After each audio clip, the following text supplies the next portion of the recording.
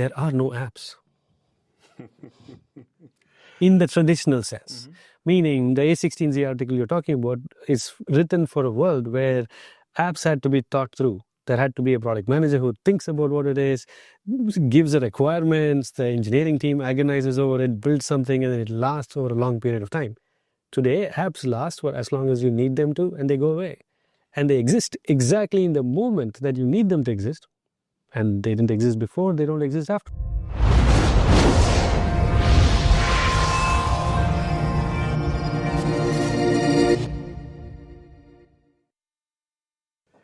All right, I'm super excited about this. I have Arun, CEO of Articul8. We've done some pretty cool work together on just kind of this enterprise decision layer of AI, and we're extending the conversation. We're on site at your headquarters here in Dublin. Pretty cool room. There's a history around it. If you catch me or him in the hallways at a conference, ask us about the history of this room. It's really fun. Arun, welcome to the program. Keith, thank you so much for having me. So we have talked about this challenge of scale when it comes to vector search. RAG has been the poster child for AI. A matter of fact, my cloud stack builder, 43% of the respondents say that RAG is the primary use case. But you folks are finding something in reality when companies go to deploy RAG. That's true. So RAG has now become such a catch-all term for everything. And I kind of semi-jokingly say Google is a RAG. So doesn't mean everybody can build one. Right? But the most important paper, in my opinion, that came out just recently was the paper on semantic collapse, which basically quantified what does it take in terms of scale for a traditional RAG, which is a vector search-based RAG system, to pretty much tell you that all documents are more or less the same. The mark for that is about 10,000 documents. And the reason for that is, in the vector space, when you ask a question and that gets transformed into some embedding that you're searching for, at about 10,000 documents, give or take, is when the surface of that system that you're searching for is so large that every topic is equidistant from every other topic. So that means that from a practical sense, let's say that we have a corpus of data, engineering docs, and you're trying to distinguish between V2 and V2.1 of a spec, and that can be both ways. The results in any kind of generative AI or vector search. I mean, I identifying the results. Yeah, but it's even worse than V2 versus V2.1, right? So it is where it is semantically related concepts, but then you may be wanting to ask a question, but from a particular document, and you say, I gave the name of the document. Why can't you search there? The problem is, that document looks more or less the same as 10 other documents. It's funny you say that. I've had this exact problem with my virtual CTO advisor. I have a corpus of 500 or so docs, and I'll ask it a question about my latest 2C search, and I ask it, and I have to say, I wrote on this day about this topic. You're supposed to be me, and you can't even find a topic I wrote about last week. Exactly. And that's because of the semantic collapse that we're talking about. And it's been actually reasonably well known. So nobody just implements that. You need some other grounding associated with it. But then scale is not a problem you think about after deploying these systems. You have to think about it on day one. And that's really what we've been building for now over 3 years. So you got to draw this out for me. Help me understand how, because I'm understanding the problem. I'm not understanding the solution. Absolutely, right. And search is just the beginning of the problem. Then you need to be able to introspect. You need to be able to analyze. So we're starting there and then building up. Okay, so let me draw the stack. And when we start, let's just make sure that the infrastructure is on the bottom. And I'm calling everything the infrastructure, right? So everything from an enterprise wanting to run things in their own data center to running it in a public cloud, but inside their virtual private This is what I call the layer one, layer zero, my stack. Exactly. GPUs, all of the things, how you want to access it, everything is here. Okay. Now, I make a distinction after this layer, which is after you provision this, you need a data layer. Now, this could be as simple as just a database, or it could be a data warehouse. So it could be a Snowflake, it could be Databricks, whatever it might be. Okay. That's that layer, right? Now, this is our definition, so take this with a bag of salt for that matter. But then on top of it is where people would draw the model layer. Now, in some cases, this is also becoming commodity. If this was just a general purpose model, today you can go hit any one of those large models outside and that becomes a commodity for you. It's almost like infrastructure. Right. So from an application standpoint, all of this is an infrastructure layer, right? Now, on top of this is what typically runs the agent layer, for which you need all of these. Yes. And then you have the applications, right? Now, the difference for us is we run our model mesh and agent mesh that runs across this entire stack. So this is what I would call agent mesh, and up to here would be model mesh. And I'll explain what that is. But if you notice, I'm explicitly pushing this down into the data layer. Yes. That's the part that I find interesting, because from this layer up, I've seen everyone play in. Yes. But the data layer down, usually they leave it up to the Snowflakes or the Databricks of the world. Yes. So the reason why we operate inside the data layer is the fundamental belief and design philosophy that we have. That is, you do not change your system of record. You do not move your data into a new environment. You're speaking to the soul of a SAP infrastructure architect. There you go. Right? And it's also coming from experience of actually doing this inside enterprises where moving the data is going to be the single biggest blocker for any of these things to go to production. Right. So what we do is anything that we have to run on the actual data itself, as much as possible, we run on the data warehouse directly. And we only move metadata out whenever we need to. For example, the first level of information that we create to ground all of this inside the graph is what we would call a level 1 graph, which is just structure. Okay. Right? So we have, if I write that down here, maybe I'll write it here so that you know where it is going. So you have level 1, that is structure only, meaning we don't know anything about what is inside the content. But it will help you solve exactly the problem you're trying to solve, which is, I asked you to answer from a particular file. Why are you not grounding me on the file? This knows that that file exists nested inside 4 folders, sitting inside your Snowflake warehouse. Right. That's all it knows. It doesn't know what's in your file. Right. Right? That's level 2. So level 2 is content. And level 3 is activity. And all 3 of them stay inside your graph, and they get built up on as time progresses, as you are starting to interact with your content. And the difference is, the reason why this has to go down here is this happens at runtime. So when a user asks a question, you don't know anything about the content, or you know very little about the content. You may know, say, metadata about the content. Based on that, you say, okay, this part of the data is where I need to go look. Only when you look, you go query. And to do that effectively, and in general, most of our queries come back in less than 30 seconds, at least as a first level answer. You need to know exactly what to run and be as efficient as possible at the data store level. So when I was initially writing my framework about this, one of the first pieces of feedback I got from the community is stop calling it RAG. Yes. Because RAG is not descriptive enough what's happening at this layer. Yeah. At this layer. It is this level of complexity. RAG is great for small projects. RAG is great in context of what you're trying to achieve, especially if you're filtering, large pieces of data that are not similar. Totally. And the other thing I'll say why you need these 3 levels is, first of all, if you had small volumes of data, sure, you can process all of it at once.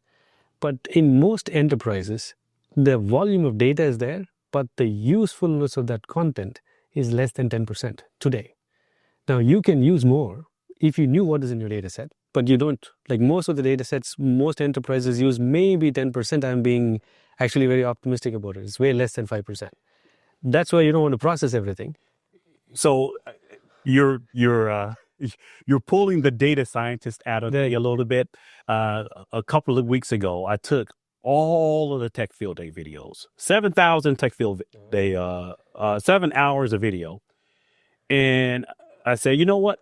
I should be able to ask intelligent. This is the days of Gen AI. I should be able to ask intelligent questions of it. I spent almost all of my time needing to divide, classify, and label the data. And even that classification, once I was done with it, I can't just feed that to a model. No. It's still too much data. Yes. But even worse, right?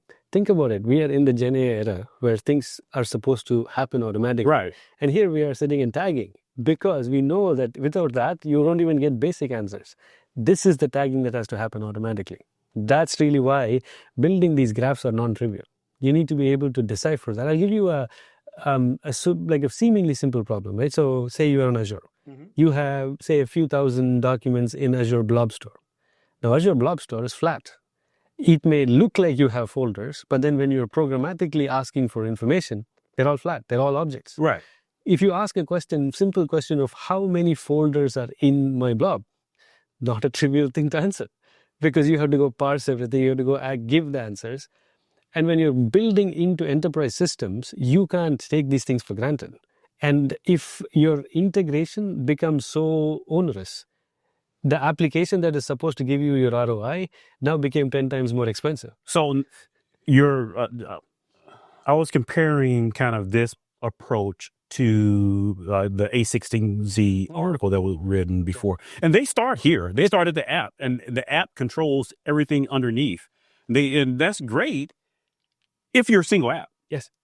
But if you're an enterprise trying to provide this as a service to apps, that becomes almost unmanageable. Yes, and that's what it is today. The reason why you see only 5% of these projects go into production is exactly that.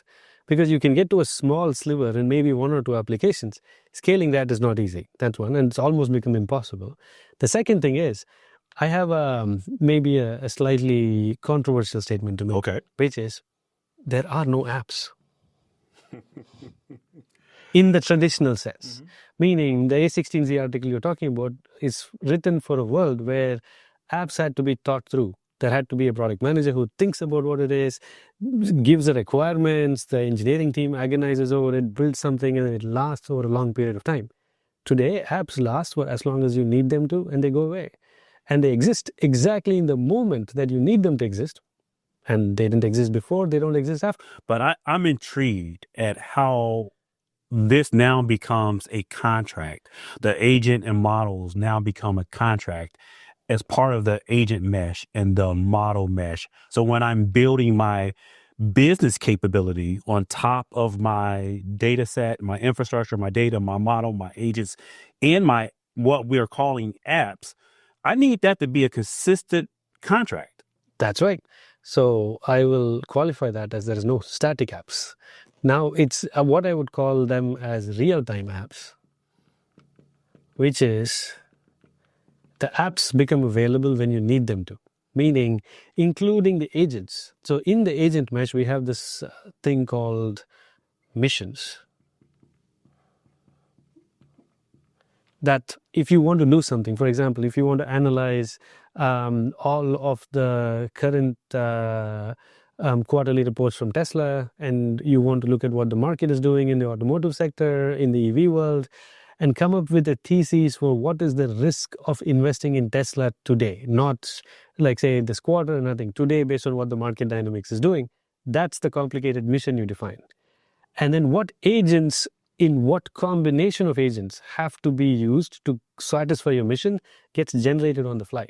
Yeah, I'm wishing that I would have engaged you folks before I undertook the dividing 7,000 videos into 230,000 segments, then categorizing the segments, tagging the data, and then all to realize that if I wanted to look at the data from another perspective, I'd have had to redo the whole thing. Exactly. This solution seems to solve that problem for me. I have the data lake, and now I just need a graph that's on top of that data lake that now I can ask the different questions. Exactly. And all of these missions are grounded on this graph, right? And the missions basically are comprised of what question you asked, which is a combination of squads, which is just a collection of agents, and agents. But the thing that we haven't talked about here is agents is just a combination of models and tools. So we're writing this as if it's simple. I can tell you from experience, yes, this is not easy. That's true. That is true. So to build a single agent today, it's okay, you can craft it. Actually collecting a group of agents and then getting them to do something for you is incredibly hard. In fact, what we've realized is even the largest players out there have anywhere between 10 to 15 retries per agent tool call. You just don't see it because behind the scenes it happens so fast. Right. But these agents are extremely fragile if you don't ground them properly. That's why you need the graph. That's why you need something called an agent mesh that does it for you. And in an enterprise setting, if you got one answer with 3 retries and another answer with 10 retries, in an audit trail, I need to be able to say that. Right. Today, almost none of these systems will tell you how to do the audit on that one.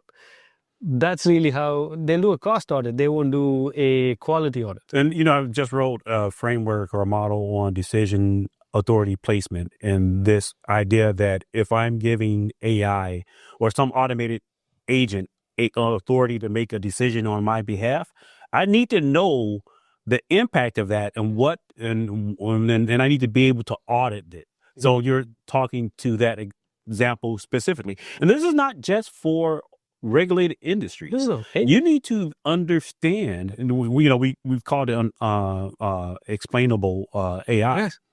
But the basic, we can't give it a black box, the keys to our business without understanding what it's doing. Absolutely, right? And the other thing on top of missions is what we call digital twins. And the terminology here is very deliberate. This is not a marketing jargon. The reason why it is very deliberately done this way is, if you notice, it's like a Russian doll. One is building on top of the other. You have data. Models are built on data.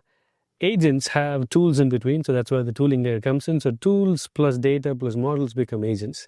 A group of agents become squads to deliver a particular mission for you. So all of this can be ephemeral. At that point in time, they're built up and then they go away. The building blocks are models, tools, and data. Sometimes an agent can also be hardened, saying, I absolutely want to use the same agent again and again. That's what it gets hardened on. Missions come and go. Digital twins are a combination of missions. So what I mean by that is, if you say the Tesla example I used, you can say there is a digital twin of the market that you care about. It's not the entire market, but the market you care about. Maybe it's automotive, but it's tier 2 suppliers in the automotive sector. You create a digital twin of that to constantly be updated based on what is happening in the world. And you also add simulation tools in it. So these tools are what LLMs can call. This can be even more heavy duty. So this has simulations in it.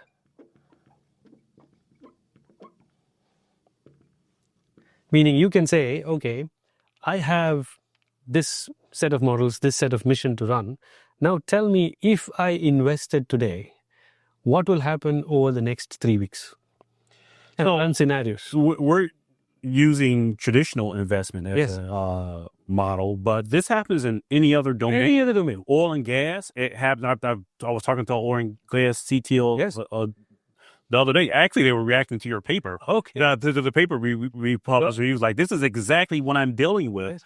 But also in traditional geek stuff, like IT infrastructure. What happens when I invest in this set of network capability? Yes. Which is completely fungible for this type of scenario. So in fact, we launched agents. When we launched our agents in the AWS marketplace as a launch partner, one of the agents we launched was called Weave. It is still available.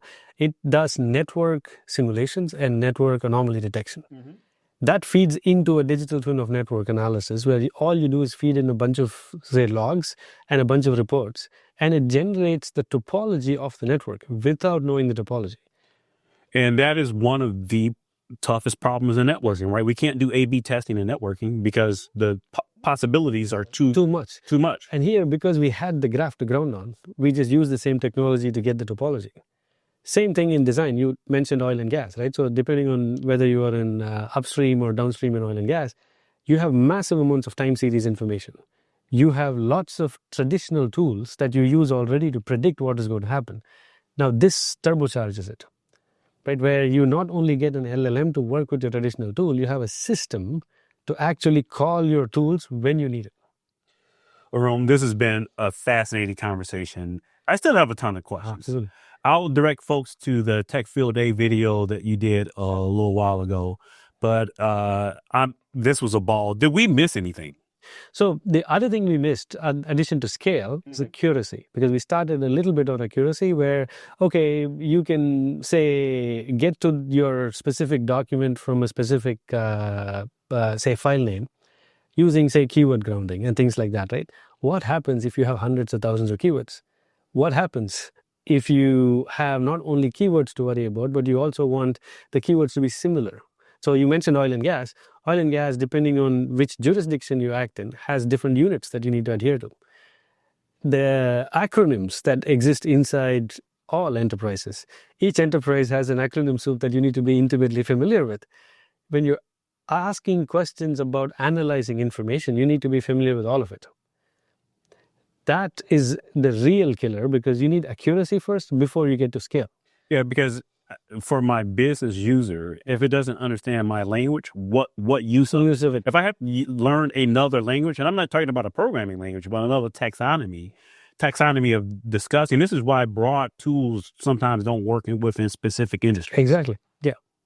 Arun, this has been an amazing conversation. We'll put some links in the video session below. If you want to learn more about Articul8, it is as it's presented on the screen. Pretty cool. 8 logo inside of that.